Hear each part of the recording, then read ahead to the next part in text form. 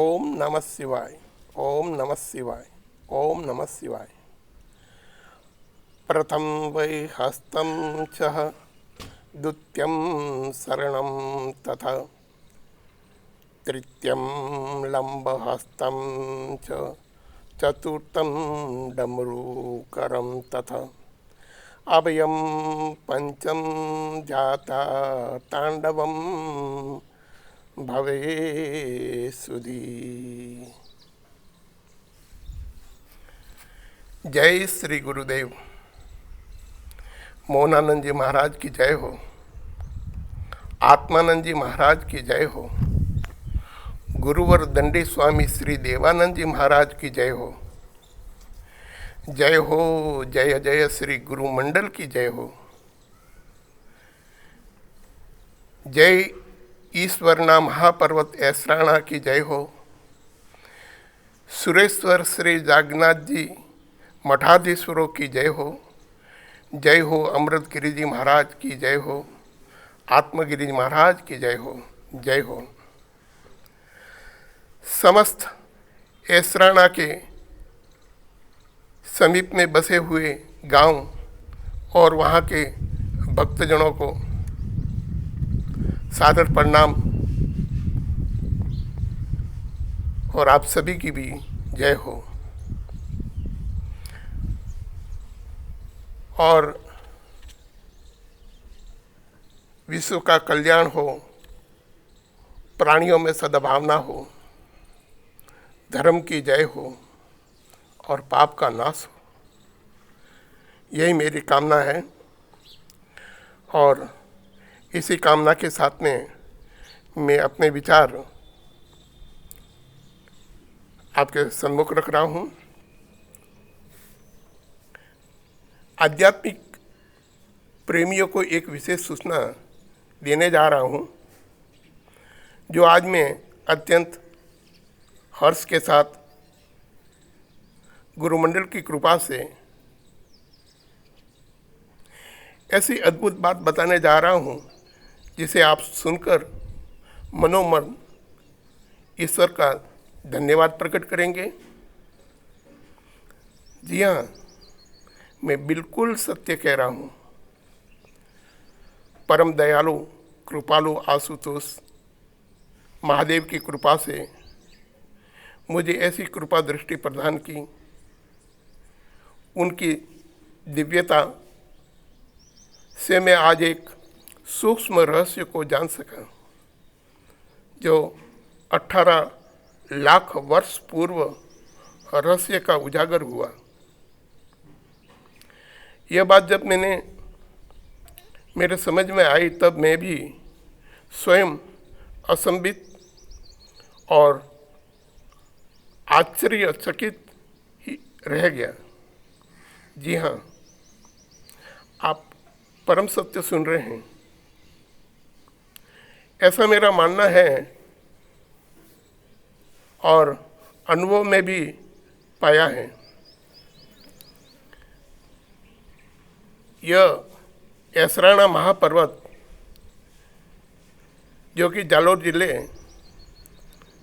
और आहोर तहसील में पांडगरा गांव के समीप में ऐसराणा महापर्वत है। इतनी बड़ी ख्याति सूक्ष्म रूप से त्रेता युग से शोभित है, परंतु दृष्टि वहाँ तक नहीं पहुँच पाई। जब इसके नामकरण के ऊपर कई वर्षों तक अध्ययन किया गया, तब जाकर श्री राम जी की कृपा से इस महापर्वत में श्री वीर हनुमान जी, जो अपनी गदा लेकर पूरी तरह से अपने पैरों पे खड़े होकर और यहीं से कहीं भी जाने के लिए छलांग लगाने के रूप में वीरासन में शोभित है। और विश्राम करते हुए हनुमान जी पाए गए। वानर राज केसरी व बाल हनुमान जी पाए गए। श्री राम लक्ष्मण जी व शूर्पणखा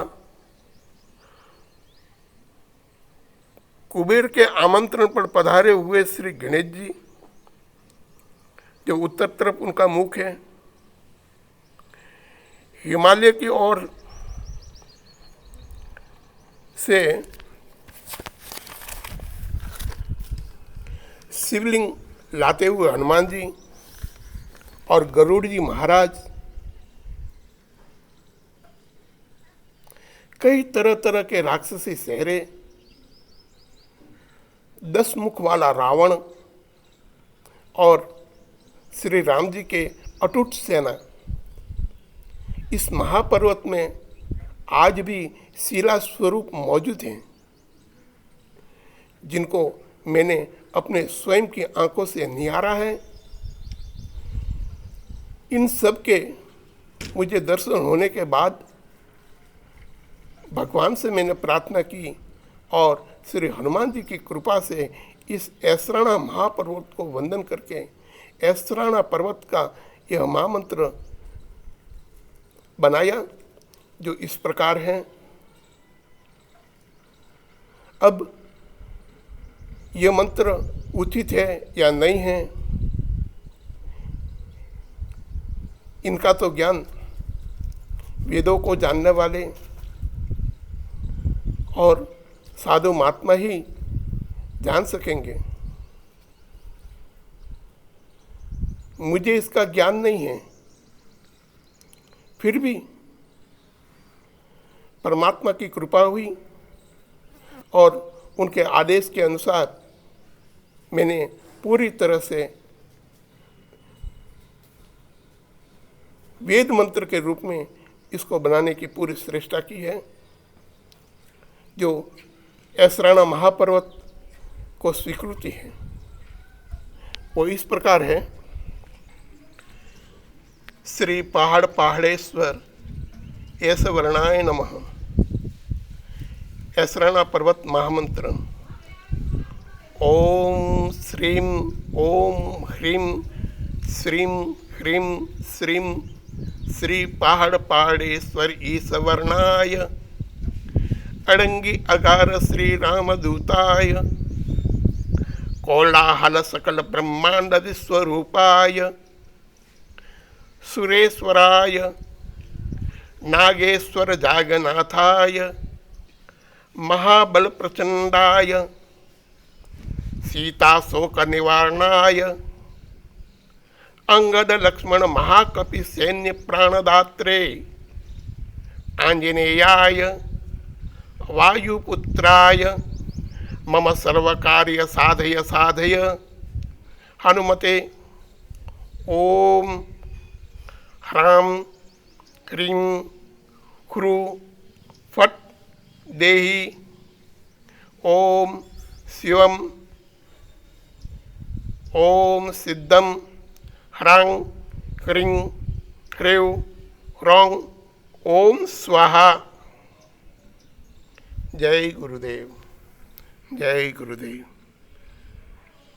जय गुरुदेव। इस प्रकार से इस महामंत्र का रचना हुई तथा अब इसमें जानने योग्य तो बहुत कुछ है और इसकी कुछ फोटोग्राफिंग भी करनी पड़ेगी, जो ड्रोन की सहायता भी लेनी पड़ेगी और सब आधार भी इसमें साक्ष्य के रूप में तैयार है। और मुझे लगता है कि जिस समय श्री रामचंद्र जी भगवान हनुमान जी को आदेश दिया कि आप जाइए अयोध्या और हमारा आगमन का संदेश दीजिए, मुझे लगता है जिस समय लंका के ऊपर जीत हासिल कर ली थी और भगवान श्री राम जी और उनके सैन्य के साथ में ऋषि महात्माओं के कुटिया पर दर्शन करने के लिए और उनके आशीर्वाद प्राप्त करने के लिए जा रहे थे, तब राम जी ने हनुमान जी को आगे भेजा कि जाके भरत को संदेश दो कि हम आ रहे हैं, हमारी आगमन की सूचना दे दो, नहीं तो भरत 14 वर्ष पूर्ण होते ही अग्नि संस्कार कर लेगा। इस कारण से हनुमान जी को जल्दी भेज दिया था और हनुमान जी ने लंका से अपनी चढ़ाई करके सीधा यहीं पे ऐसराना पर्वत पर अपना विश्राम का स्थान बनाया। उस समय शायद ये पर्वत नहीं था, समतल भूमि थी धरातल पर, और विश्राम भी किया। और जिस समय इन्होंने यहाँ से चढ़ाई की तब वहाँ पर देवताओं का राजा इंद्र का ऐरावत हाथी भी मौजूद है और पंचमुखी श्री गणपति जी भी हनुमान जी के सन्मुख हैं। जैसे वहाँ से यानी इसी जगह पर्वत से हनुमान जी ने छलांग लगाई थी अयोध्या के लिए, उनके सन्मुख श्री गजानन जी महाराज पंचमुखी वीरासन में खड़े हैं और उन्हीं हनुमान जी की अथाह बल के कारण रसतल और पाताल तक उनकी जो कंपन से शायद यही ऐसराना का उत्पत्ति का कारण रहा है। और देवताओं ने इस महापर्वत का नाम ईसवर्णा रखा था, मुझे लगता है, क्योंकि इसमें कहीं वेदों में कहीं पर भी इसका कोई उल्लेख नहीं मिलता है। ईसवर्णा इसका नाम रखा था और गर्भकाल के अंदर ईसवर्णा से ईश्वरण, ईश्वरण से ऐसराना, ईसवर्णा से ऐसराना का नाम हुआ, ऐसा लगता है। और जो पांडगरा जो नाम का जो है, कोई कहते हैं कि यहाँ पांडव आए थे इसलिए पांडगरा पड़ा। नहीं, मैं इस बात को नहीं मानता हूँ और मेरी आत्मा इसको स्वीकार भी नहीं कर रही है। पांडगरा का अर्थ, पांडगरा का नाम जो 3 शब्दों से जुड़ा हुआ है, 3 शब्दों का इसमें संधि हुई है, पहाड़, अड़ंगी और अगार। पहाड़, अड़ंगी, अगार, इन तीनों की जब संधि हुई तब पांडगरा नाम स्थापित हुआ।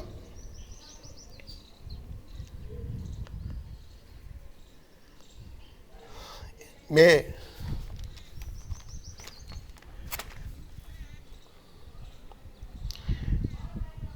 इस रहस्य को गुरुदेव श्री 1008 दंडी स्वामी श्री देवानंद जी महाराज जी को बताकर फिर सुरेश्वर मठ के गादीपति श्री पर्वत गिरी जी को व गोगावेरी पर विराजमान अमृत गिरी जी को भी इसका वार्तालाप करके श्री आत्मगिरी जी के महाराज को साक्षी मानकर जगत कल्याण के लिए इस महामुहिम को संत समाज व जन समाज के द्वारा इसको लोकाहित में श्री हनुमान जी की साक्षी मानकर श्री ऐसराना पर्वत का श्री पर्वत गिरी जी के कर कमलों से ऐसराना पूजन स्थापना की अनुमति और ऐसराना पूजन की हो, यही मैं आशा करता हूँ। जय हो, जय हो, जय हो। जय गुरुदेव। ओम ह्रां ह्रीं ह्रूं ह्रीं ह्रौं ह शिव शिव शरणं शिवानंदम शिव शिव शिवाय ह्रीं शिवाय नमः। ओम नमः शिवाय हुं फट स्वा ह्रीं। जय हो।